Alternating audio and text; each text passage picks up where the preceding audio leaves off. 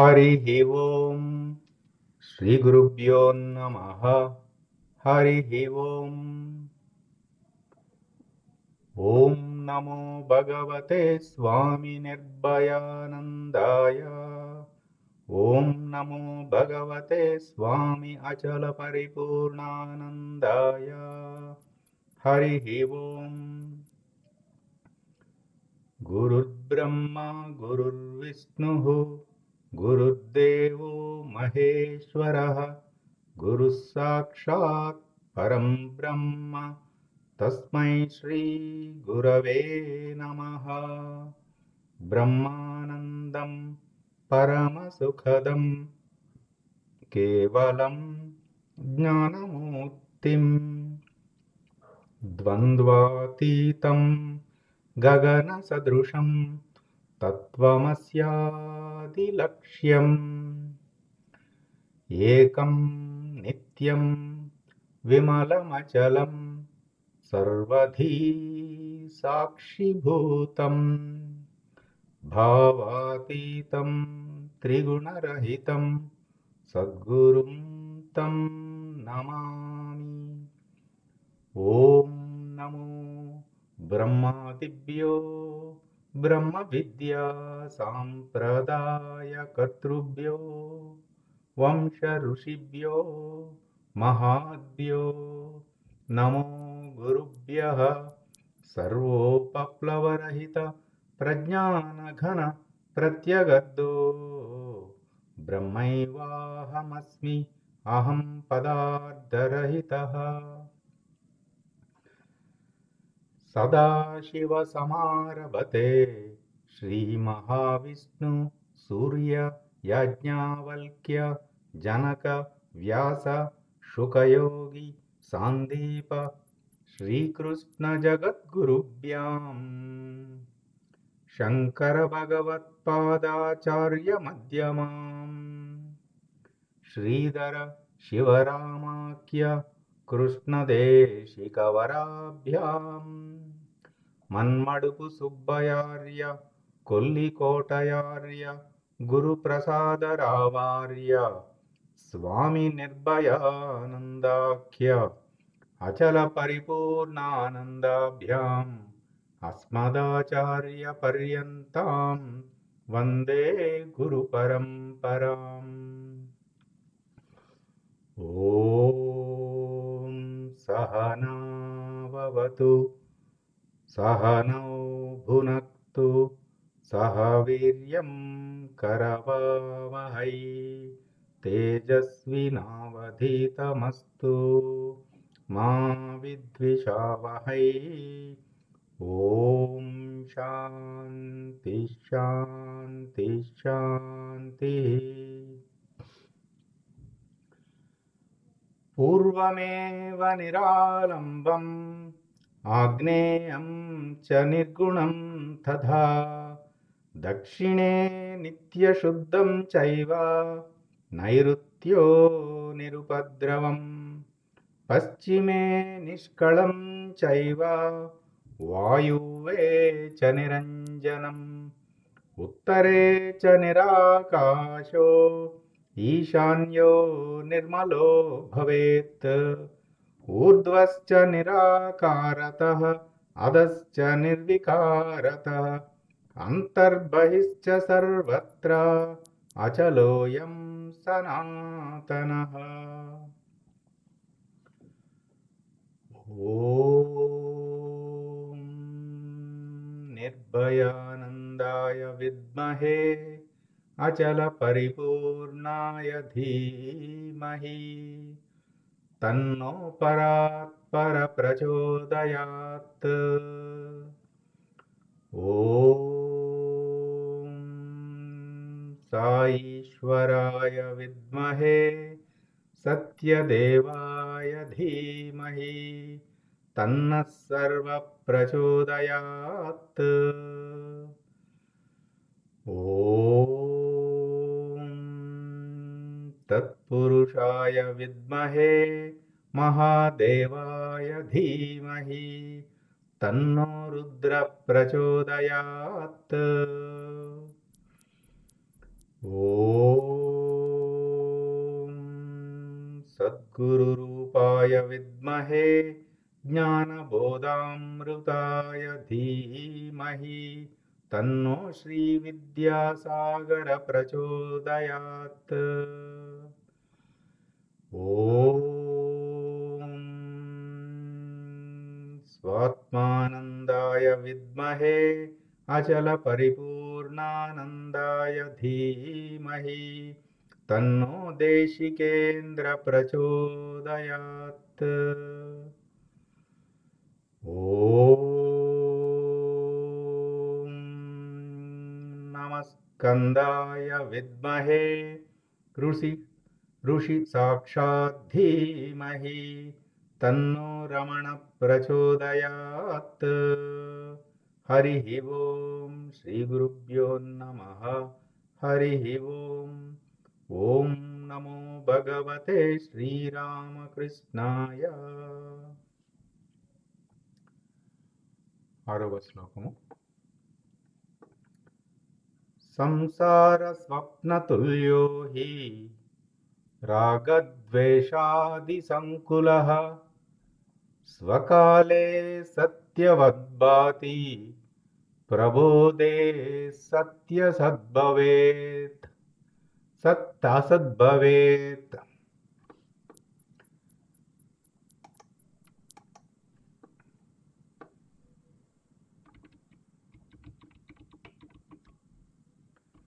మనకి గమనిస్తే గురుదేవులు ఈ ప్రబోధ అన్న వాక్యానికి ఈరోజు ఉదయం చెప్పటం జరిగింది. అందరూ గమనించారు కదా. అంటే మనందరము ఒక సంకల్పం చేసుకున్నాం, ఇక నుంచి నేను దృష్టిని భ్రూమధ్యం మీదే ఉంచుతాను, అంత నుంచి కిందకి దిగనిక. ఎందుకంటే మనం గడిచిన ఈ ఆరో శ్లోకం కూడా చివరికి వచ్చేసాం. మనం బాగా విచారణ చేశాము, ఆ గురువాక్యాలను పట్టుకున్నాము. ఇప్పుడు ఆ గురు పరమాత్మ ఆ భ్రూమధ్యమునందే ఉన్నారన్నమాట, ఆ హృదయ స్థానమనందే. అంటే అందరికీ అంటే వారికి తెలుస్తుంది అక్కడ నేను నిలబడగలుగుతానా లేదు అనేది. ఒకవేళ కొంచెము ఏమైనా శిరోవేదన కానీ ఏమైనా ఉంటే కనుక అనాహత పద్మ మందిరం హృదయమునందు గురు పరమాత్మని ధ్యానించవచ్చు, ఏమీ ఇబ్బంది ఏమీ లేదు. హృదయమునందు లేదంటే భ్రూమధ్యమునందు, అది ఎవరికి వారికి పట్టి. ఆ తర్వాత గురువులు మారిస్తేనే భ్రూమధ్యం నుంచి మారటం. గురువు చెప్పే వరకు ఇంకా అంతే, అక్కడే భ్రూమధ్యం అంతే. ఇక్కడ గమనిస్తే అవబోధ ప్రబోధ ఈ రెండు నిజబోధ అని. అవబోధ అంటే నీ హృదయం నుంచే లక్షణ రీత్యా ఈ హృదయంలో ఆ సూర్యకిరణము ప్రకాశం ఉన్నది కదా, అక్కడి నుంచే మనకి గురుసత్తా అందబడుతుంది. అందుకనే సప్త సముద్రాల అవతల ఉన్నా సరే గురువు ఊపిరి కన్నా చేరువుగా ఉన్నవారు. ఎందుకని? గురువు లక్షణ రీత్యా ప్రకాశం, ఎక్కడెక్కడ ప్రకాశం ఉంటే అక్కడక్కడ గురుసత్తా పనిచేస్తుంది. ఆ ప్రకాశం ఇక్కడ మన దగ్గరే, మన భ్రూమధ్యములందే లేదండి మన హృదయములందే ఉన్నది. ఎక్కడ? ఏ హృదయం అందిరమైన. అందుచేత నిజానికండి మామూలుగా భక్తి మార్గంలో కూడా మనము భగవంతునికి ఏదైనా ఇబ్బందుల్లో నుంచి తప్పించమని మనం తప్పకుండా ఎప్పటికప్పుడు అడిగే ఉంటాం ఈశ్వరుణ్ణి. రామకృష్ణులు అంతటి వారే జగన్మాతకి నాకు అలా జరగాలి అంటే ఆధ్యాత్మికంగా నేను నీకు అంటే ఎవరో ఒకరికి ఆయనకి ఏదో జ్వరం వస్తే అతనికి జ్వరం తగ్గాలి అమ్మ నీకు కొబ్బరికాయ కొడతానని మొక్కుకున్నారు రామకృష్ణులు. అంటే తప్పకుండా చేస్తాం. ఎందుకంటే మరి పరమాత్మ అంటే జననీ జనకులు కదా, ఇంకెవరికి చెప్తాం మనం? వాళ్ళకే కదా చెప్పుకునేది. అయితే అది చెప్పినప్పుడు అది ఫలిస్తుంది కూడా. స్వామి వివేకానంద అంటారు, అంటే ఆ ఫలించటంలోని సూత్రం చెప్పారండి స్వామి వివేకానంద. ఏమని చెప్పారంటే, నిజానికి అది ఫలించటానికి కారణము నీ హృదయంలోని భగవంతుడు, నీ హృదయంలోని భగవంతుడిపై నీవు పెట్టుకున్న విశ్వాసం. అది ఏ దేవతామూర్తి అయినా అవ్వవచ్చు. అది ఫలించటానికి కారణం ఏమిటంటే, ఆ దేవతామూర్తిపై బాగా గట్టిగా నమ్మకం పెట్టేసుకుని, ఆ దేవతామూర్తిని హృదయంలో నిత్యం స్మరణ చేస్తూ, ఆ విశ్వాసంతో మనము దాటించాలి అన్నప్పుడు, అక్కడ లోపల జరిగే ఆ ప్రక్రియ ఏమిటంటే, ఆ హృదయ మందిరమునందున్న ఆ పరమాత్మే, మరి ఆ పరమాత్మకి సమస్త సృష్టి అంతా ఆధీనంలోనే ఉంటుంది కదా, చైతన్యం స్వాధీనమై ఉంటుంది కదా. అదేదో జరగవలసింది జరుగుతుంది. అంటే మన విశ్వాసము అంత ఇంపార్టెంట్ మనకి అంతా ఈ విశ్వాసంతోనే ఉందండి మొత్తం. ఇప్పుడు మన హృదయం నుండే, ఇప్పుడు మనకి స్ఫురణ ఎక్కడి నుంచి వస్తుంది? మన హృదయం నుండే వస్తుంది. కానీ ఆ హృదయంలో నేను లేనంటున్నాముగా. ఎప్పుడైతే అంతఃకరణం లేదన్నామో, అంతఃకరణం దాటి ఉన్నాను నేను అంటున్నాము కదా. అంటే ఈ దేహ నేను లేను కదా. జ్ఞానంగా కూడా చూసినా ఈ మాటలన్నీ మనం చెప్పుకునే మాటలన్నీ గురువుగారు ఏదో ఒక రోజు చెప్పిన మాటలే కదా. మన సొంత మాటలే, మన సొంత జ్ఞానం ఎక్కడిది? ఆయన జ్ఞానభిక్షే కదా. అంటే మనం మాట్లాడుకున్నా జ్ఞానరూపమైన గురుసత్తా మాటలే మాట్లాడుకుంటున్నాం. మనం స్మరించుకున్న వారి గురించే స్మరించుకుంటున్నాం. అట్లాగే గురుమూర్తి రూపాన్ని కూడా ధ్యానించవచ్చండి. అది ఆకారమైన సగుణ సాకారంగా అయినా సరే గురుమూర్తి రూపాన్ని అర్చించవచ్చు, ధ్యానించవచ్చు. అందులో దోషం లేదు, మంచిది. అంటే మనం ఇక నిరంతరము జ్ఞాత ప్రకాశంగా ఉంటాము. ఒకవేళ ఎప్పుడైనా ఉండలేకపోయినా మనసుకి వచ్చామనుకోండి, ఆ మనసుతో ఆ గురు పరమాత్మ గురించే భావన చేయాలి, ఆ గురు పరమాత్మ గురించే ఆలోచించాలి. బుద్ధికి వచ్చామనుకోండి, ఆ గురువాక్యాన్ని గురించే విచారణ చేసుకోవాలి. ఇట్లా ఆ గురువు దానికి సంబంధించే, అలాగే గురు పరమాత్మకే శరణం. అంటే ఇక మ్యాక్సిమం అంతఃకరణం వరకు, గురువు మధ్యం నుంచి ఒకవేళ ఎప్పుడైనా రావాల్సి వచ్చిన అంతఃకరణం వరకే తప్ప, మళ్ళీ అంతఃకరణం కూడా మళ్ళీ వ్యవహారంగా కాదు, గురు పరమాత్మగా. అంటే గురువు గారి గురించే ఆలోచించటం, గురువాక్యం గురించే ఆలోచించడం. అప్పుడు ఏమైపోతుందంటే మనకి ఈ చతుర్వేద ముక్తులు వచ్చేస్తాయి. అలా ఉన్నప్పుడు మనం ఉన్న లోకం ఏది? ఆ గురులోకమే. ఆ తత్వం గురించే జరుగుతూ ఉంటుంది విచారణ, దాని గురించే జరుగుతుంటుంది, దాని గురించి అటే వెళ్తూ ఉంటుంది. ఇక ఆ లోకంలో ఆ గురువుకి సమీపంగా, హృదయంలోనేమో గురువుకి సమీపంగా ఉంటాం, సామీప్యముక్తి అయిపోతుంది.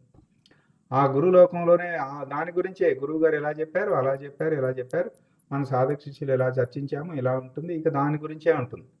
ఇక ఏది చెప్పినా సరే గురువు మాట, గురువు భావన, గురువు ఆలోచనలు, అంత గురువు శరణాగతి, అంటే ఇక జీవితమే గురువు అయిపోయింది మాట.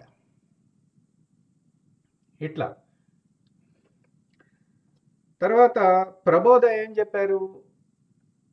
వ్యోమవత్ వ్యాప్త దేహాయ, మన హృదయము. ఇప్పుడు మన సాధక మిత్రులందరి హృదయం, ఇప్పుడు మనం 24 మంది ఉన్నాం. 24 మంది హృదయములలో ఆ గురు పరమాత్మ ఉన్నారు కదా. అలాగే ఈ విశ్వమునందు మొత్తం స్థావర జంగమంలో అన్నిటి యందు ఉన్నది గురు పరమాత్మ. అంటే అన్ని సూర్యకిరణాలు కలిసిపోయినాయి. ఆ సూర్యుడు, ఆ బ్రహ్మాండం, ఆ హృదయము విశ్వహృదయము అని చెప్పారు. అక్కడి నుంచి ప్రబోధ వస్తుందట. ఇదేమో అవబోధ. మన హృదయ మందిరం నుండి మనకు స్ఫురించేది. ఆ విశ్వహృదయం నుండి స్ఫురించబడేది ప్రబోధ. అది కూడా స్ఫురణే, ఇది స్ఫురణే. జ్ఞానం అంటే స్ఫురణే. ఇదే నిజబోధ అని చెప్పారు. ఇంకొకటి ఏం చెప్పారు? మీరు శ్రవణ మనన నిధిధ్యాస అని చేస్తున్నారు కదా, ఉట్టి శ్రవణం అంటే ఏమన్నారు? భాష అంతే. అంటే మాటలు, ఆ టెక్నికల్ వర్డ్, సాంకేతిక పదాలు పట్టుకున్నాం. అంతకుముందు ఆగామి, సంచిత, ప్రారంధం అంటే ఏంటో తెలియదు, ఇప్పుడు తెలుసు. జ్ఞాత, కూటస్థుడు అంటే ఏంటో తెలుసు, అంతకుముందు తెలియదు, ఇప్పుడు తెలుసు. అంతేగాని భాషగా పట్టుకున్నాం, కానీ భావంగా పట్టుకోలేదు. భాషగా మాత్రమే పట్టుకుంటే శ్రవణం. ఇప్పుడు మనము ఈ మనము జరుగుతున్నాయి కదండి మనకి. మనము ఏమవుతుందంటే ఆ భాషకు భావాన్ని జోడిస్తున్నాం. మనం భావరూప ధ్యానం చేస్తే మరి గురువు ఇదంతా భావనే కదా. మన మనసుని ఉపయోగించే కదా మనం మాట్లాడుతున్నాము. అంతఃకరణం దాటిపోయామంటే మాట లేదుగా ఇంకా.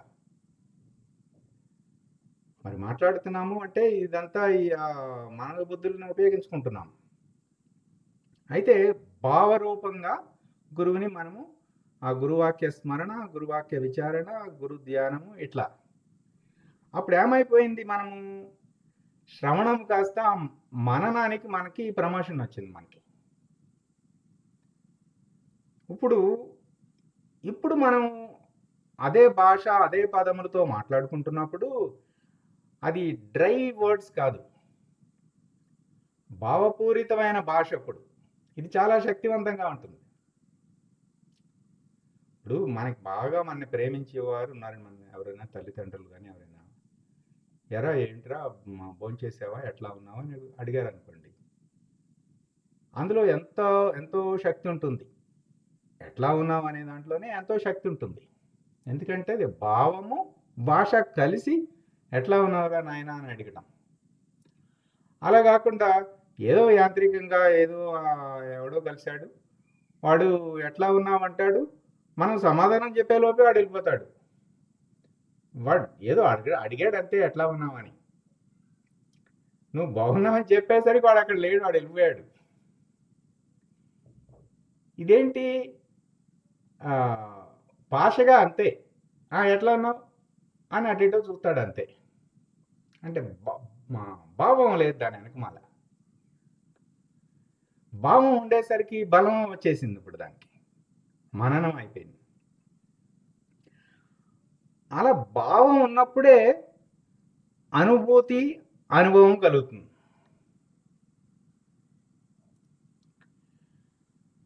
ఆ స్వానుభవమే నిధి. నిధి, ధ్యాస ఇవి మాత్రమే మనకి అక్కడికి వచ్చేది, నిలబడేది నిలకడగా. ఎందుకంటే మనోబుద్ధులుది అది శ్రవణ మననము ఉపయోగం.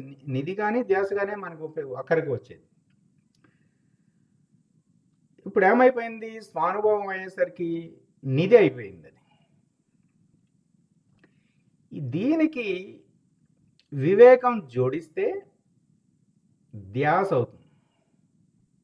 అంటే మనము ఆల్రెడీ నిత్యానిత్య వస్తు వివేకం చెప్పుకున్నాము, ఆత్మానాత్మ వివేకం చెప్పుకున్నాము, సదసత్ వివేకం కూడా చెప్పుకున్నాం.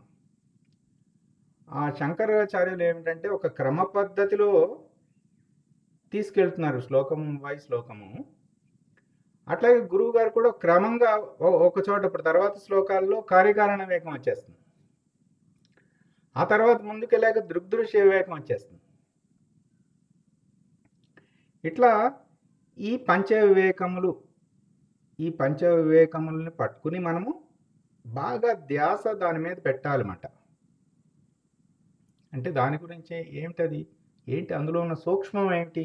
ఇప్పుడు చూడండి, సూక్ష్మము, సూక్ష్మతరమము, సూక్ష్మతమము, తీక్షణత్వము, సునిశ్చితత్వం. అన్నీ చూడటానికి ఒకేలా ఉంటాయి కానీ ఒకటి కాదు.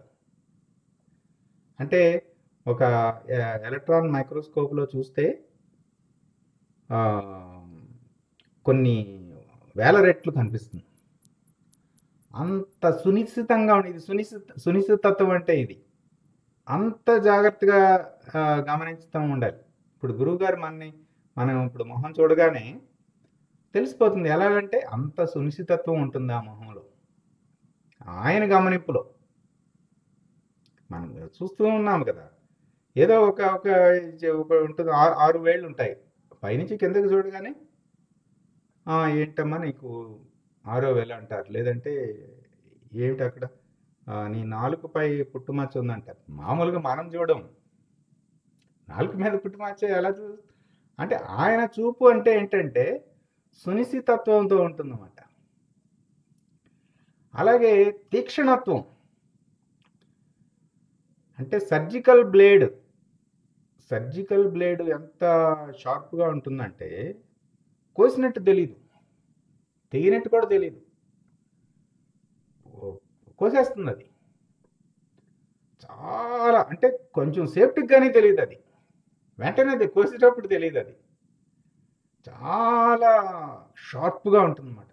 అంటే మన బుద్ధి అంత తీక్షణంగా ఉండాలి, షార్ప్గా ఉండాలన్నమాట. డీటెయిల్డ్గా ఉండాలి, మళ్ళీ సూక్ష్మంగా ఉండాలి. ఇట్లా మనము ఎప్పుడైతే ఆ దృష్టితో, అంటే మన దృష్టి మైక్రోస్కోపిక్ విజన్ వచ్చేసింది అన్నమాట మనకి. ఈగిల్ కూడా అంతే. ఈగిల్ ఆకాశంలో ఎక్కడో గద్ద ఉంటుంది కదా పైన, అది అక్కడ కింద చిన్న చేపని గుర్తించగలుగుతుంది అది అంత పైనుంచి. ఈగిల్ విజన్ అంటే ఇప్పుడు మనం మారుతుంది ఏమిటి మనం ఈ సాధన వలన అంటే మన దృష్టి మారుతుంది. అంటే మన ఈ ఆపరేటర్స్ని, ఈ మానవదేహ శివలింగ యంత్రమును మనము ఉపయోగించుకోవటం అనే విద్య వచ్చేసింది మనకి. ఇక ఈ మానవదేహ శివలింగ యంత్రముని అప్పుడు అది ఒక మైక్రోస్కోప్ మాట. ఆ మైక్రోస్కోప్తో చూడటం వచ్చేసింది. ఇక మనం ఏది చూసినా సరే చాలా డీటెయిల్డ్గా కనిపిస్తుంది. అందుకే చిన్ని మిస్టేక్స్ కూడా కనిపిస్తాయి. మనం చెప్పుకున్నాం ఆల్రెడీ జీవిత భాగస్వామి ఉపమానంలో. మైక్రోస్కోపిక్ విజన్ అన్నమాట జీవిత భాగస్వామికి. చిన్నది కూడా పట్టేసుకుంటారన్నమాట. గురువుగా ఉపయోగించుకుంటే మంచిది అది. మైక్రోస్కోపిక్ విజన్ మనకు కూడా ఆ విజన్ని తీసుకుపోయి మనం ఎక్కడ పెట్టాలి? ఈ పంచవివేకములపై పెట్టాలి. ఈ మనం చదివే శ్లోకము కానీ దీని మీద ఆ తీక్షణత్వము, ఆ సునిశ్చితత్వము, ఆ సూక్ష్మతము ఆయన బుద్ధి దాని మీద ఫోకస్ చేయాలన్నమాట. దానికి తోడు మనము శరణాగతి, ఇది మర్చిపోకూడదు. మళ్ళీ ఒకవైపు ఏమో శరణాగతి, ఇంకోవైపు ఏమో బాగా తీక్షణంగా సూక్ష్మతమంగా సునిశ్చితత్వంగా ఉంది. ఇది ఎప్పుడైతే ఇది జరిగిందో అప్పుడు ఆ హృదయ మందిరమున ఉన్న గురువు కృప లభిస్తుంది. ఆ గురువు స్ఫురణగా అందిస్తాడనమాట. అప్పుడు అది అర్థమైపోతుంది మనకి. అదే వాక్యం అంతకుముందు మనకి అర్థం కాలేదంటే ఆ లక్ష్యార్థము, అంతరార్థము అర్థం కాలేదు. ఒకప్పుడు సత్యమునే మాట్లాడవలను. చిన్నప్పుడు చదువుకున్నాం కదా, సత్యమేవ జయతే అని. కానీ సత్యం అంటే ఎంత ఇంపార్టెంటో అప్పుడు తెలియదు. అప్పుడు అసలు సత్యము అంటే ఉనికి, ఆ ఉండుట అనే ఉనికే ఈ భగవంతుడు. ఇప్పుడు సత్యమేవ జయతే అంటే భగవంతునికి మంగళమగ్గాక. చూడండి ఎంత అంటే ఆ లక్ష్యార్థము ఆ స్ఫురణగా తెలుస్తుంది అన్నమాట మనకి. అప్పుడు ఆ ధ్యాసే ధ్యానము సమాధి నిష్టకు దారితీస్తుంది. ఇట్లా గురుదేవులు చక్కగా మనకి ఈ అవబోధ, ప్రబోధ, శ్రవణ మనన నిధిధ్యాస, ఇంకా పంచగగనములు కూడా చెప్పారు, అది తర్వాత ఎప్పుడైనా చెప్పుకుందాము. ఇప్పుడు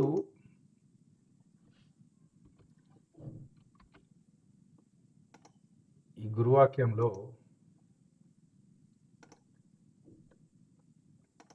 ఇది మనం చెప్పేసుకున్నాము.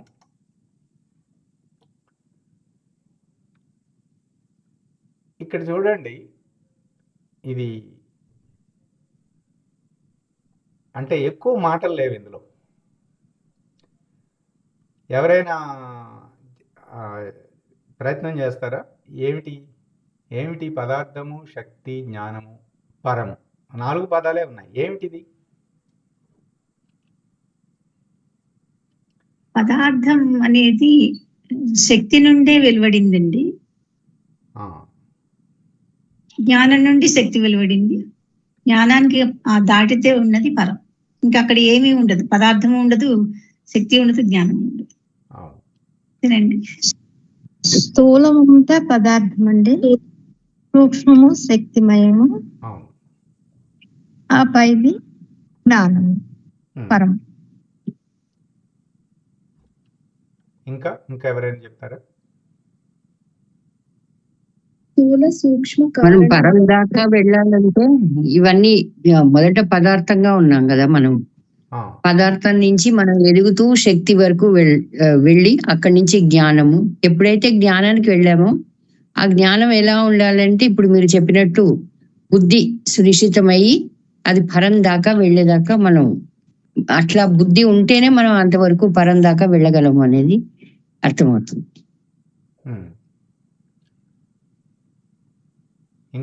ఇంకెవరైనా చెప్పండి. అందరూ కరెక్ట్. రాము గారు ప్రయత్నిస్తారా? చూస్తే అక్కడి నుంచి పరం నుంచి మనం కిందకి దిగొచ్చామేమో అనిపిస్తుందండి. అక్కడి నుంచి చూస్తే పదార్థానికి కిందకి దిగి వచ్చేసామేమో, పదార్థ స్థితికి. మనం ఇక్కడి నుంచి ఇప్పుడు పైకి వెళ్ళడానికి ప్రయత్నం చేస్తున్నాం కానీ మన సహజ స్థితి అయితే పరము. అవును, పంచీకరణ అంతా అదే కదా. అజ్ఞానం వల్ల మనము ఈ స్థితికి కిందకి రావడం జరిగింది. ఇప్పుడు మళ్ళీ మన సహజ స్థితికి వెళ్ళే ప్రయత్నం చేస్తాం.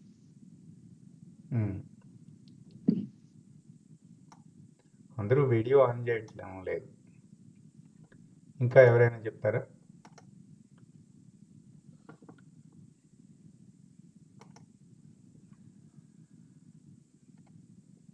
అంటే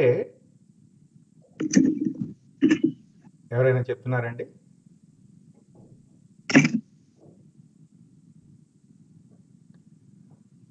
అంటే మొత్తాన్ని మనకు కనపడేదంటే ఒట్టి కళ్ళకే కాదు, బుద్ధికి కనపడేదైనా మనకు స్ఫురించేది ఏదైనా సరే అన్నీ 4గిట్లోకి వచ్చేస్తాయి.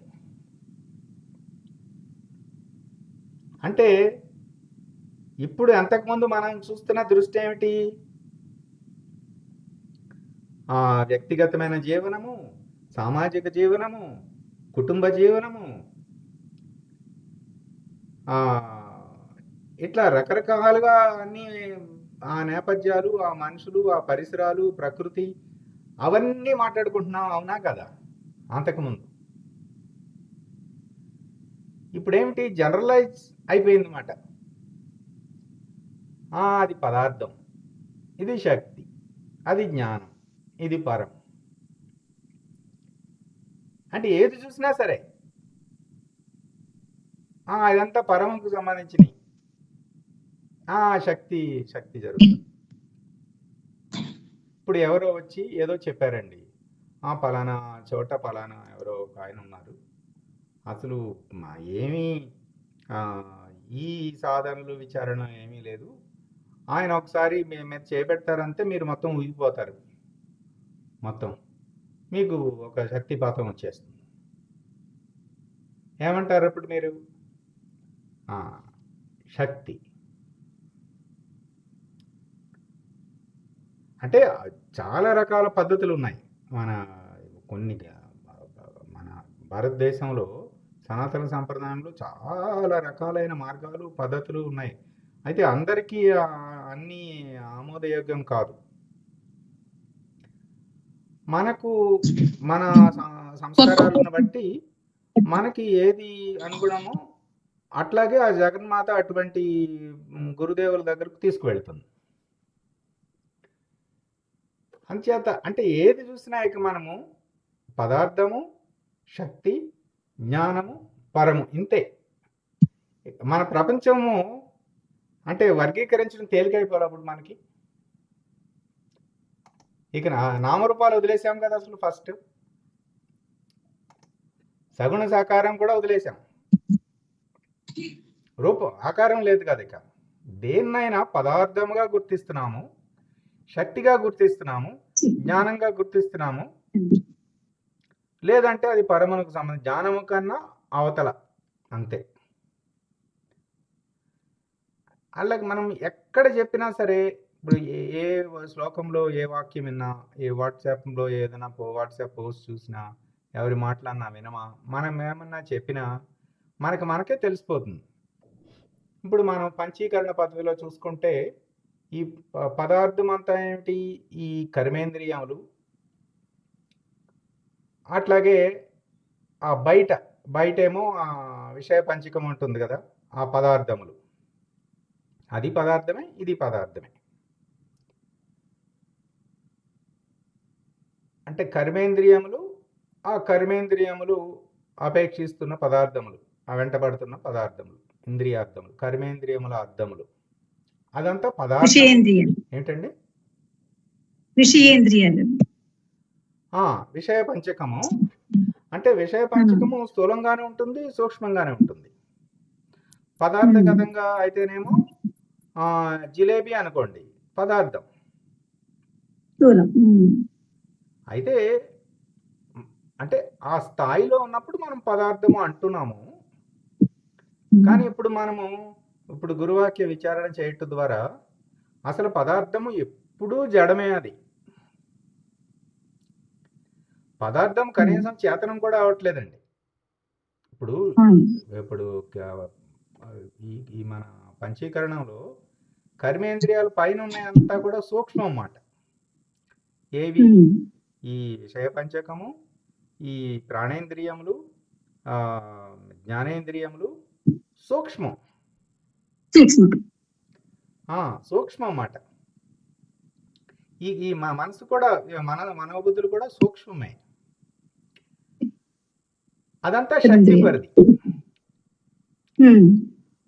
ఆ శక్తి పరిధి అదే పదార్థం అయింది. ఇక్కడ గుర్తుపెట్టుకోవాల్సింది ఏంటంటే, ఇదేమో జడము, పదార్థమేమో స్థూలము, పదార్థము జడము, సూక్ష్మమేమో చేతనము. అంటే ఆ జ్ఞానమే ప్రతిఫలించుట చేత ఆ సూక్ష్మము చేతనం అయింది. చైతన్యం కాదు. జడము, చేతనము, చైతన్యం, మూడు మాట. చైతన్యం అంటే ఎక్కడ చెప్పుకుంటున్నాము? జ్ఞాత స్థితిలో అక్కడ సత్యము, ప్రకాశము, చైతన్యము, ఆ జ్ఞానము, ఆనందం అక్కడ. అది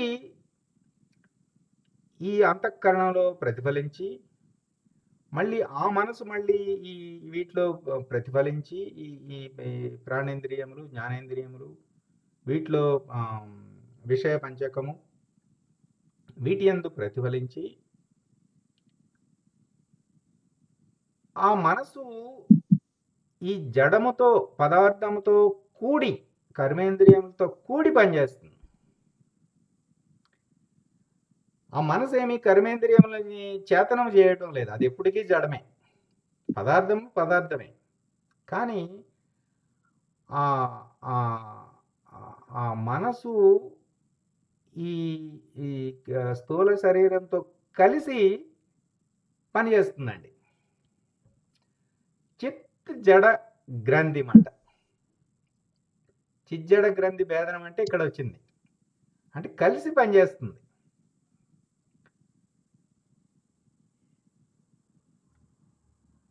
పదార్థము శక్తి, దానికి పైన జ్ఞాన స్వరూపం, ఇదేమో సాక్షి స్వరూపం. అంటే ప్రతీకాత్మకంగా ఈ చెప్పే పద్ధతిలో మొదట ఈ శక్తి అంతా అమ్మవారని సమత్వ వ్యవహారం చేస్తూ ఉంటారని, జగన్మాతని, ఆ జ్ఞానం అంతా సాక్షిత్వం అని, సామర్థ్యం మాట, సామర్థ్యం అంతా అక్కడ ఉంటుంది. అందుకని మనకి దీనికి ఉపమానంగా కూడా ఏం చెప్తారంటే, ఇప్పుడు ఇంటి పైన వాటర్ ట్యాంక్ ఉందండి. వాటర్ ట్యాంక్ నీళ్ళల్లో అన్ని ట్యాపుల్లోకి నీళ్లు పంపించేంత శక్తి ఉంది, పొటెన్షియల్గా ఉంది. స్థితి శక్తి, పొటెన్షియల్ ఎనర్జీ,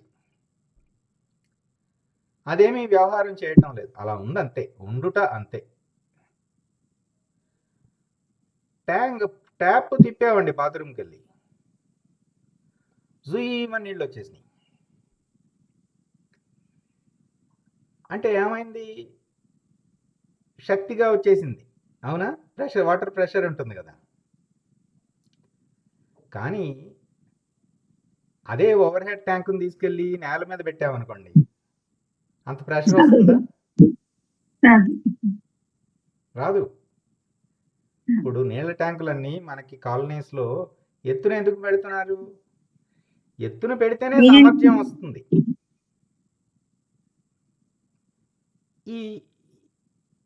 ఇదేమో గతి శక్తి, అదేమో స్థితి శక్తి, రెండు శక్తులే. జ్ఞానం కూడా శక్తేనండి, జ్ఞానం కూడా జ్ఞాన శక్తే.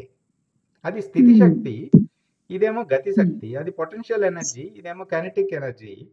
అది సాక్షిగా ఉంటుంది, ఇదేమో సమత్వ వ్యవహారం చేస్తూ ఉంటుంది. నిజానికి ఈ రెండు ఒక్కటే, ఈ రెండు వేరు వేరు కాదు. డ్యామ్లో వాటర్ని అక్యూములేట్ చేశామండి, డ్యామ్ గేట్లు ఎత్తేగానే ఉధృతంగా నీళ్ళు వచ్చేసి హైడల్ ఎలక్ట్రిక్ పవర్ అయిపోయింది, జల విద్యుత్ శక్తి, అవునా? డ్యామ్కి అటువైపున శక్తి లేదా? ఉంది, జ్ఞానంగా ఉన్నది. డ్యామ్కి ఇటువైపున ఆ నీళ్లు ఉధృతంగా ప్రవహిస్తున్నాయి, ఇక్కడ ఏముంటుంది? ఇది వ్యవహారంగా, ఇది శక్తే. అర్థమైందా మీకు? అదే సూర్య చంద్రుల ఉపమానంతో కూడా, ఆ సూర్యుడు కదిలితే అండి, శక్తి కదిలినప్పుడు దాని సామర్థ్యం వ్యక్తం అవుతుంది, వ్యక్తం అవుతుంది అంతే. అంతకుముందు ఉంది, అంతకుముందు ఉన్నది. అదే మీరు అన్నారు కదా, డ్యామ్ లో నీళ్లు ఉన్నప్పుడు కూడా దానిలో శక్తి ఉంది. గేట్లు ఎత్తంగా ఆ ప్రవాహంలో దానిలో ఉన్నటువంటి ఆ జల విద్యుత్ అనేది బయటపడింది, అంటే వ్యక్తమైంది. ఇప్పుడు నాగార్జున సాగర్ డ్యామ్కి వెళ్ళారండి హైదరాబాద్ దగ్గర. ఎందుకు విజయవాడ కృష్ణా బ్యారేజ్ అయినా చూడండి, ఒకేపునేమో నీళ్ళు ఏమి మీకు కదలిక ఉండదు, ఏంటో అట్లా కామ్గా చూస్తా ఉన్నట్టు ఉంటుంది. ఇటు పక్కన చూడండి, ఉధృతంగా ప్రవాహం ఉంటుంది, ఎంత బాగా విరజం వేస్తూ ఉంటుంది. అంటే రెండు ఒక్కటే, రెండు ఒకటే. అయితే ప్రాథమిక స్థాయిలో పదార్థముగా ఉన్న వానికి జ్ఞానము డైరెక్ట్గా చెప్పడం కుదరదు కాబట్టి ఆ శక్తి ఇంకా చూపించటం అవుతుందన్నమాట. ఇట్లా ఒక క్రమ మార్గంలో కర్మ మార్గము, భక్తి మార్గము, యోగ మార్గము, జ్ఞాన మార్గము, అట్లా మొదట అట్లా విగ్రహారాధన క్రమంగా పరిణతి కోసము అట్లా చెప్పినారు తప్ప ఇప్పుడు మనకి లలితా సహస్రనామంలో కూడా అన్ని 999 పేర్లు చెప్పి ఏమన్నారు? 1000వ నామం ఏమిటండి? శివశక్తి ఐక్య స్వరూపిణి చెప్పేశారు కదా. అంతే.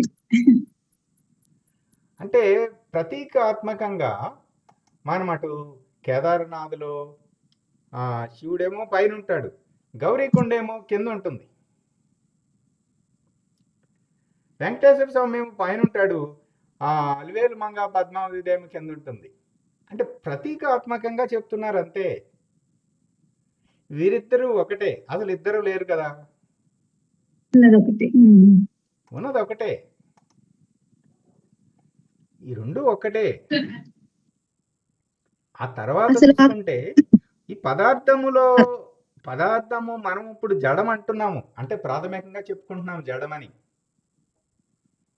కానీ ఇంకా పై స్థాయిలో ఆ పదార్థం లోపల మనకి ఇప్పుడు కదలటం లేదు అంటున్నాం, కానీ దాన్ని మళ్ళీ మైక్రోస్కోప్లో పెట్టి చూసామనుకోండి, కుర్చీ ఉంది, కుర్చీ జడం, అది కదలలేదు అనుకుంటున్నాం. దాన్ని మైక్రోస్కోప్లో పెట్టి చూస్తే అందులో బోల్డ్ అణువులు అన్నీ బోల్డంతా తిరుగుతున్నాయి, అందులో పూర్తిగా కదులుతున్నాయి, అందులో చలనం ఉన్నది అందులో కూడా. అంటే ఉన్నదంతా బ్రహ్మమే. మనము చూసే స్థాయిని బట్టి, ఆ స్థితిని బట్టి మనం ఏదో అది జడమని, ఇది చేతనమని, అది చైతన్యమని, ఇది పదార్థమని, అది శక్తి అని, ఇది జ్ఞానం అని రకరకాలుగా చెప్పుకుంటున్నాం. అందుకని ఇక ఏమైపోయింది, ఉన్నది బ్రహ్మము, ఉన్నది ప్రకాశము, ఈ పదార్థము ఆ శక్తిలో అంశీభూతమే, ఈ శక్తి ఆ జ్ఞానంలో అంశీభూతమే. అసలు ఉన్నది ఇప్పుడు ఈ చిత్రంలో ఇది అనే సర్కిల్, ఇది ఎలిప్స్ అండాకారంలో ఉన్నది, ఇది జ్ఞానం లోపలే ఉంది కదా, జ్ఞానం లోపలే ఉంది, ఇది ఈ శక్తి జ్ఞానం లోపలే ఉంది, ఉన్నది జ్ఞానమే, ఉన్నది జ్ఞానము. పదార్థం రూపములుగా మారుతున్నది, శక్తి కూడా మారుతున్నది, జ్ఞానమే ఉన్నది, ప్రకాశమే ఉన్నది. ఇట్లా మనము ఈ మొదటి కొరివి కట్టెతో మిగతా కట్టెలని కాల్చేయటం అన్నా, పెద్ద ముళ్ళతో చిన్న ముళ్ళు తీసేయటం అన్నా, ఈ జ్ఞాన పరిధికి వ్యాపకం చెందాలి అన్నమాట. మన వికాసము జ్ఞానం వరకు వ్యాపకం చెందాలి. అందుకని జ్ఞాత స్థితికి చేరాలి.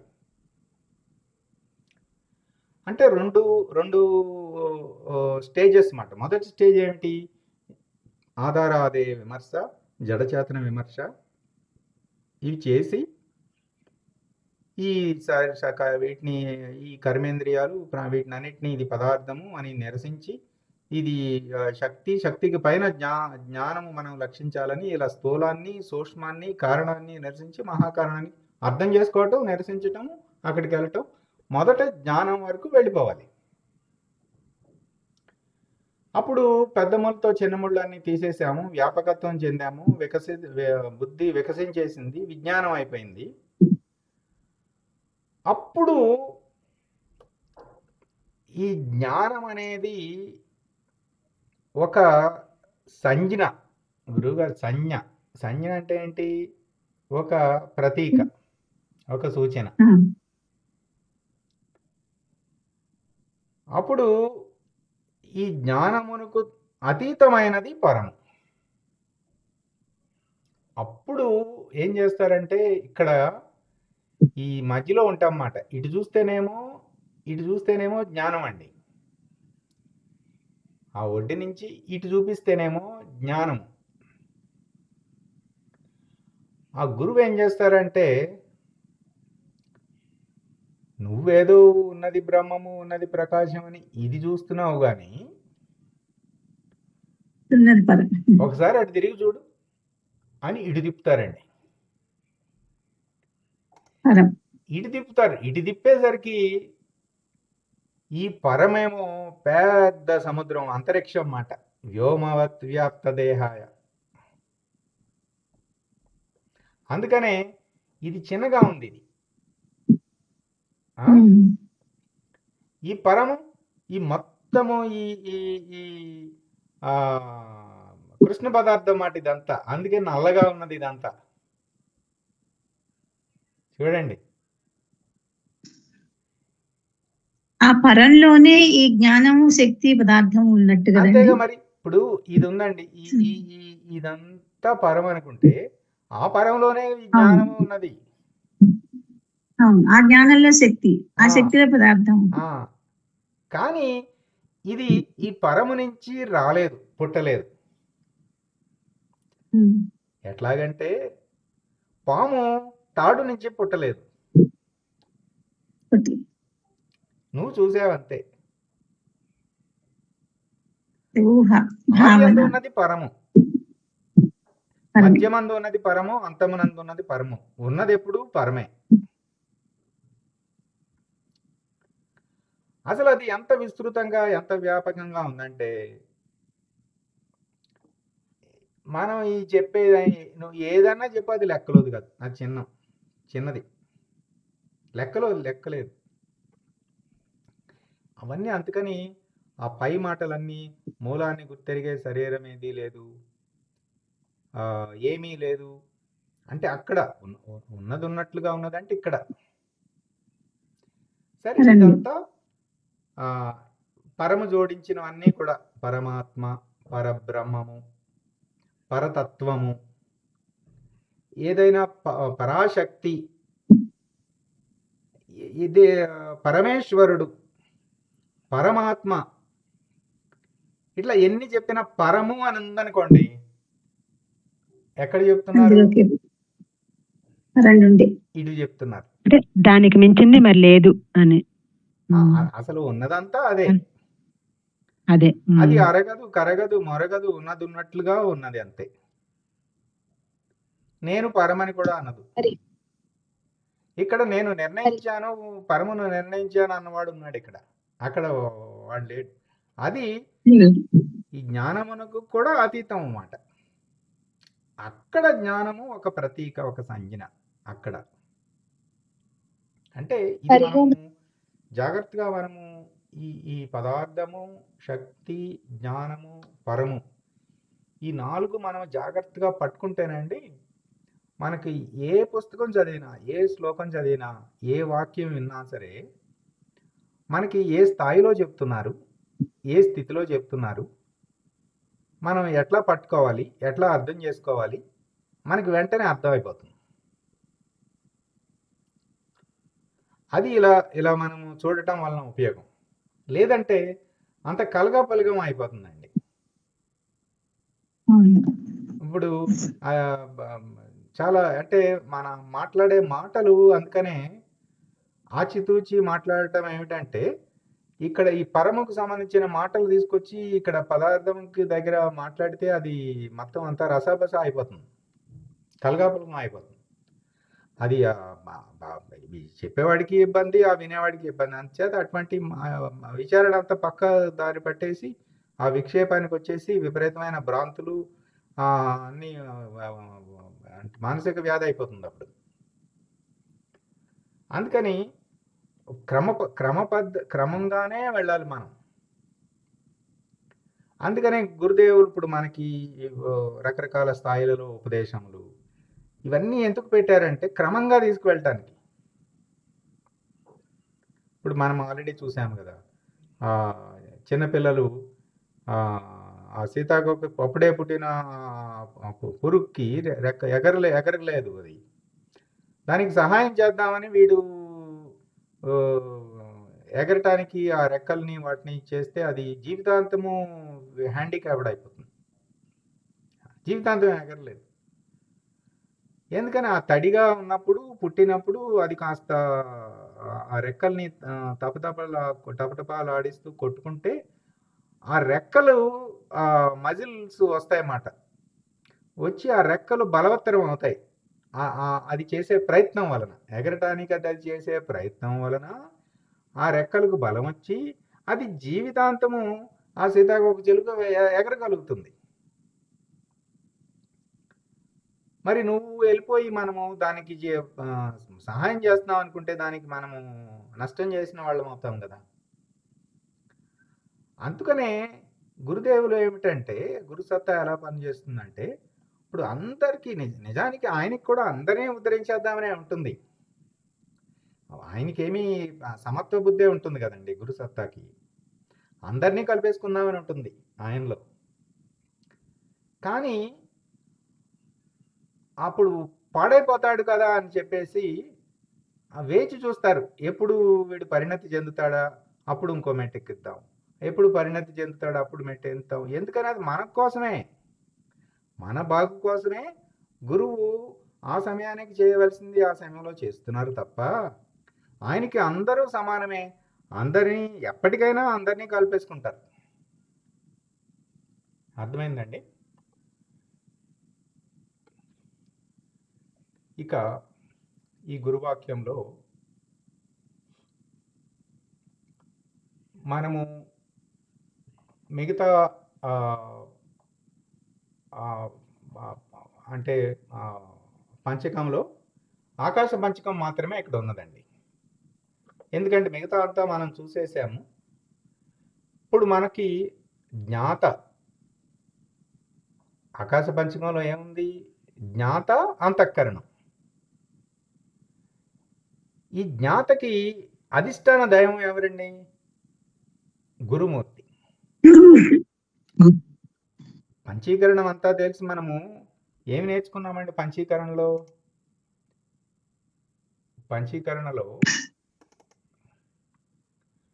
ఇదంతా ఇంద్రియములు అనుకున్నాం కదా. వాక్, పాణి, పాద, గుహ్య, పాయువులు, శబ్దస్పర్శ, రూపరస, గంధములు, శ్రోత్వక్, చక్షు, జిహ్వ, గ్రాణములు, ప్రాణాపాన సమాన వ్యాన ఉదాన వాయువులు, అంతఃకరణము, జ్ఞాత. ఇవన్నీ నిజానికి వాటి సత్తాతో పనిచేయటం లేదు. ఆ చంద్రుడు, బృహస్పతి, క్షేత్రజ్ఞుడు, రుద్రుడు, జయుడు, విశ్వయోని, అజుడు, విశిష్టుడు, విశ్వకర్త, దిక్పాలకులు, వాయుదేవుడు, సూర్యుడు, వరుణుడు, అశ్విని దేవతలు, పరాశక్తి, ఇచ్ఛాశక్తి, ఆదిశక్తి, జ్ఞానశక్తి, క్రియాశక్తి, అగ్నిదేవుడు, దేవేంద్రుడు, ఉపేంద్రుడు, ప్రజాపతి, మృత్యుదేవత, వాళ్ళ కృపచేత ఈ ఇంద్రియములన్నీ పనిచేయుచున్నవి. అంతే కదా. కనుక ఈ ఇంతకాలం నేను దేహభావనతో ఇది నేను అనుకుంటున్నాను, కానీ ఇది కాదు నేను, దీనికి పైన శక్తి ఉన్నది, దానికి పైన జ్ఞానం ఉన్నది, ఆ జ్ఞానంతో ఆయా దేవతలు నడిపించబట్టి నడుస్తుంది అని చెప్పేసి ఇక్కడి నుంచి ఇక్కడికి ఎదిగాం, మనం వికసించాం.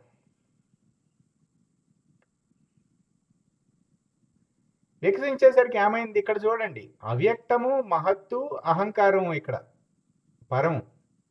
ఇక్కడికి వికసించేసరికి ఒక మెట్టు పైకెక్కేసాము, ఇక్కడ అహంకారం లేదు చూడండి. బ్రహ్మము, అవ్యక్తము, మహత్తు. ఇంకా పైకి వెళ్ళామనుకోండి, మహత్తు కూడా ఉండదు, పరిపూర్ణము, బ్రహ్మము, అవ్యక్తము ఉంటుంది. ఇప్పుడు ఇక మనము ఉన్న స్థితిలో జ్ఞాత ప్రకాశంగా ఉన్నప్పుడు ఉన్నది ఎవరు? గురుమూర్తి.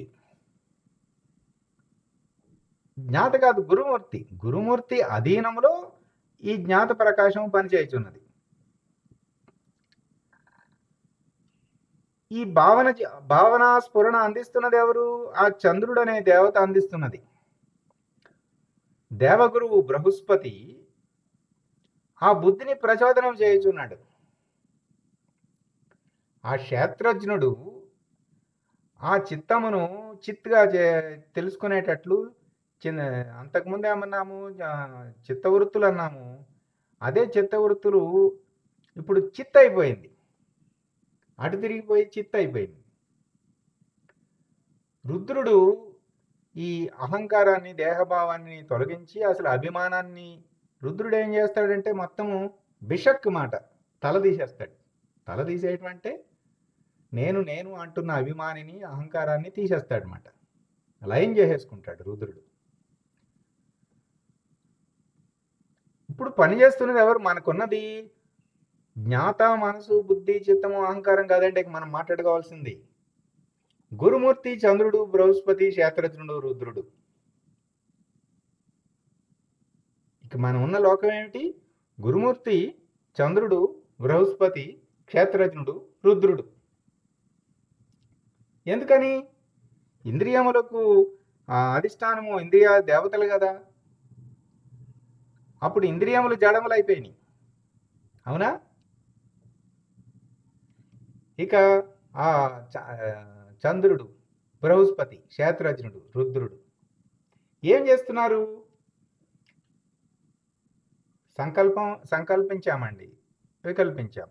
అంటే మంచి సంకల్పం కూడా ఇప్పుడు ఒక సంకల్పం, ఒక గురుగీతని ఈరోజు నాకు సెలవు వచ్చింది, నేను ఈ గురుగీతని సాయంకాలం వరకు నేను పారాయణం చేస్తాను, ఒక సంకల్పం పొద్దున్నే లేచి పెట్టుకున్నాం. ఎలా వచ్చిందండి ఆ సంకల్పం? ఆ చంద్రదేవత వలన వచ్చింది, మనకొచ్చింది కాదు అది. గమనించారా? అధిదేవత ఆ క్రెడిట్ అధిదేవత చేయాలి, మన మనసుకు పెట్టుకోకూడదు ఆ క్రెడిట్. అధిదేవత ప్రేరణ అంతే. క్రెడిట్ మనకిస్తే మళ్ళీ అభిమానం వచ్చేస్తుంది. ఏనంటుంది అప్పుడు ఆ గురువాక్యం చదువుతున్నప్పుడు అందులో మంచి గురువాక్యం బాగా పారాయణం చేయాలండి. అందులో చాలా శక్తివంతమైన పదములు మాట. శివశాసనత, శివశాసనత, హరిశాసనత ఎంత ఇదిగా ఉంటుందో. అక్కడ నిశ్చయం ఏదైనా ఒక నిర్ణయం కలిగిందండి, ఒక స్ఫురణ కలిగింది. ఎవరి వలన కలిగింది? మన సొంత బుద్ధి వలన కాదు. ఆ దేవగురు బృహస్పతి ఆ బుద్ధిని ప్రచోదనం చేయటం చేత ఆ నిశ్చయించటం జరిగింది.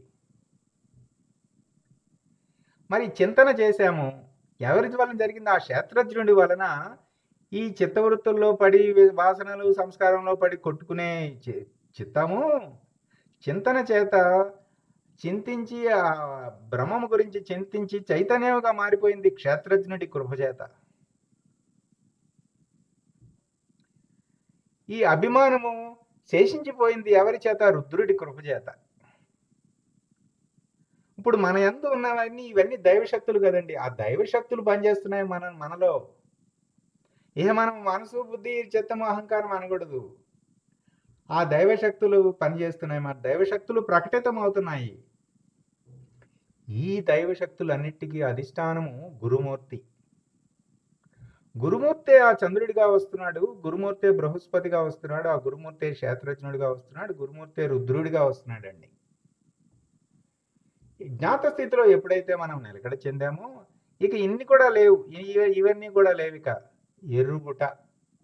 ఎరుక అంటే ఇక్కడ వచ్చిందండి. ఎరుక, నేనున్నాను అని ఎరుక ఉన్నది కదా. నేనున్నాను, నేను ఉనికిగా ఉన్నాను అనే ఎరుక ఎవరి వలన కలిగింది? గురుమూర్తి వలన కలిగింది. ఆ గురుమూర్తి స్థానం ఎక్కడండి? ఈ భూమధ్యము ఆయన స్థానం. చూడండి, అందుకని భూమధ్యం మీద దృష్టి పెట్టాలి. ఈ చంద్రుడికి స్థానము కంఠము, బృహస్పతికి స్థానము ముఖము, క్షేత్రజ్ఞుడికి స్థానము నాభి, రుద్రుడికి స్థానము హృదయం. అందుకని ఇక మనం పట్టుకోవాల్సింది ఈ ఎల్లో కలర్, ఈ ప్రకాశంగా ఉన్నది కదా, ఇక ఇక్కడే ఉండాలండి. ఇటు కూడా రాకూడదు. ఇక ఎందుకు? ఈ దేవతలు కూడా ఆ గురుమూర్తి స్వరూపములే. ఉండుట, ఉనికిగా ఉండుట అంటే ఇక్కడ ఉన్నాం. కాస్త దైవీ సంబంధమైన వ్యవహారము, జ్ఞాన సంబంధమైన వ్యవహారం చేసినప్పుడు ఇటు వచ్చామంతే. ఎప్పుడైనా వచ్చినా ఇక్కడి వరకు దైవీ సంబంధ వ్యవహారము, జ్ఞాన సంబంధమైన వ్యవహారం చేసుకుని మళ్ళీ మనము ఉండుటాకి వెళ్ళిపోవాలి. ఇక్కడికి వచ్చేసాలి. ఇది మన స్థానం, భూమధ్య స్థానమే. ఇక అంటే 99% భూమధ్య స్థానంలోనే ఉండాలి. 1% ఎప్పుడైనా వచ్చినా ఆ జ్ఞానపరంగా ఇక్కడి వరకే ఉండాలి, ఇక కిందకి దిక్కకూడదు. అక్కడ కూడా నేను మనసు, బుద్ధి, చిత్తము, అహంకారం అనకూడదు. ఆ క్రెడిట్ అంతా ఆ దేవతలకే ఇచ్చేయాలి, ఎందుకంటే అది సత్యం కాబట్టి.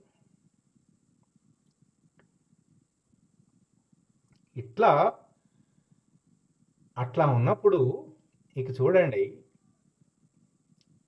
ఇక ఇప్పుడు మనం ఆ జ్ఞాత స్థితిలో ఉన్నప్పుడు ఏమైందండి? ఉండుట అంతే. ఇక ఉండుట, గురువు ఎలా ఉన్నారో గురువు ఎలా ఉండుటో గమనిస్తున్నాము, మనం అలా ఉండుట. ఆయన ఉండుట గమనించుట, మనం ఉండుట, అంతే. నువ్వు ఆయన హృదయంలో ఉండటం ద్వారా, నీ హృదయంలో ఆయన్ని ఉంచుకోవటం ద్వారా మానసిక ఆశ్రయాన్ని పొందాలి. ఇది ఆటోమేటిక్గా జరిగిపోతుందండి. అంటే ఇక్కడ ఆటోమేటిక్గా ఎందుకన్నానంటే, మనం ఎప్పుడైతే గురువుని మన హృదయంలో ప్రతిష్ఠించుకున్నామో, ఆ హృదయంలో ఉన్నది గురువు కదా, గురువు సర్వాంతర్యామి కదా, ఆ గురువుకు తెలుస్తుంది. ఎప్పుడైతే మన వ్యాకులత, మన తీవ్ర తాపము, ఆ తహ ఆ గురువుకి అర్థమైపోయి, అప్పుడు గురువు చూపు మన మీద పడుతుంది. అప్పుడు గురువు కూడా మన గురించి ఆలోచిస్తారు. మనం గురువు గారి గురించి ఆలోచిస్తున్నాం, గురువు మన గురించి ఆలోచిస్తున్నారు. అట్లా మానసిక ఆశ్రయాన్ని పొందాలి. ఇది గురువుని వెంబడించటం అంటే ఇది. ఇక మనం ఎక్కడైనా ఉండనివ్వండి, మనము ఆయన్ని వెంబడిస్తూ ఉంటాము, ఆయన కూడా మనల్ని వెంబడిస్తూ ఉంటారు. ఎన్ని పుస్తకాలు చదివినప్పటికీ ఆ అనుభవ స్థితిలో, ఆ స్వస్థితి యందు ఉన్నప్పుడు, ఆ స్వాత్మ చైతన్యంలో మేలుకున్నప్పుడు మాత్రమే దాన్ని అందుకోగలుగుతాం. అంటే మనం ఇట్లా ఏదో చెప్పుకున్నా, పుస్తకాలు చదివినా, ఏం చేసినా,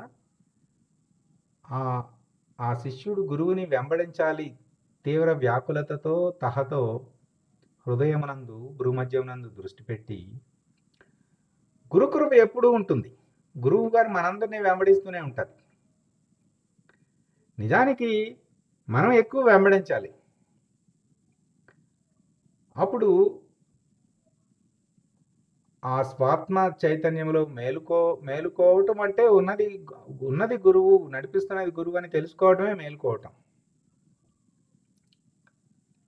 అప్పుడు స్ఫురణగా అందించబడుతుంది అన్నమాట. ఇక్కడ నిర్ణయ వాక్యం ఏమిటండి? గురువు ఉన్నట్లు స్వస్థితిలో ఉండాలి. ఇదే వినాయకుడి ప్రతిమలో మనని మనం మట్టి, ఆ ప్రతిమకి అనుగుణంగా మట్టి తాను మారిపోయి తాను కూడా వినాయకుడు అయిపోయింది. అట్లా గురువు అనే మౌల్డ్, అది ఆ స్థితిలో ఎలా ఉన్నారో మనం కూడా ఆ స్థితిలో ఉండుట. అప్పుడు ఈ మట్టి కూడా వినాయకుడు అయిపోయింది కదా. అట్లా అన్నమాట. గురువు ఉన్నట్లు స్వస్థితిలో ఉండాలి. ఇది మనకి 6వ శ్లోకంలో చెప్పారు. ఇప్పుడు పూర్ణ మంత్రము.